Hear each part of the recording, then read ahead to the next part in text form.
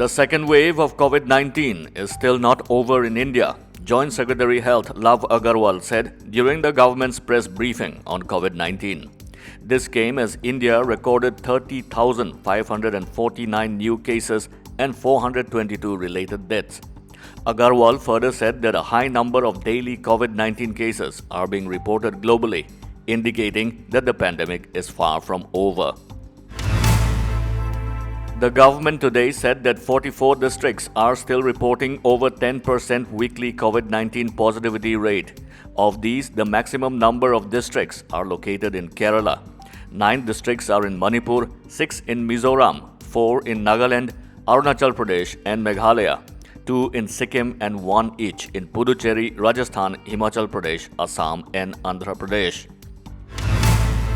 Amid rising COVID-19 cases in the United States, top U.S. health expert Dr. Anthony Fauci warned that more pain and suffering is on the horizon. The solution to this is get vaccinated, and this wouldn't be happening, he added. Earlier, Center for Disease Control and Prevention recommended that even vaccinated people should return to wearing masks indoors in parts of the United States. The permanent solution to the Assam and Mizoram border row will be from the Supreme Court, Assam Chief Minister Himanta Biswa Sarma said. If the Supreme Court can look into the history, various governments' administrative decisions decide the boundaries, Assam has no issues, he added. When Congress formed the states, they didn't define the boundaries, left it to states to fight among themselves, Sarma stated. The Central Board of Secondary Education CBSE has announced the Class 10 board results.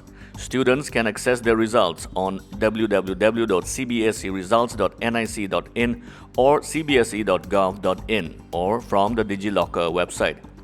The Education Minister had cancelled the Class 10 and 12 CBSE exams due to the COVID-19 pandemic and released an alternative assessment policy for both the classes.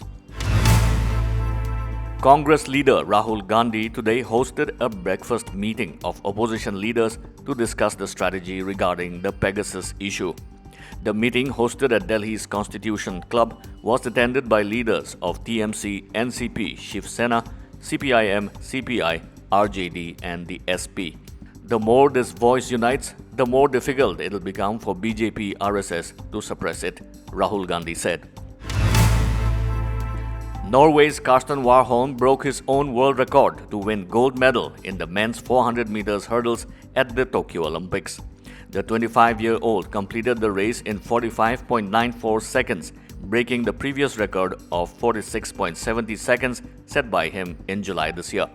Warholm celebrated by ripping his shirt, with his reaction going viral on social media.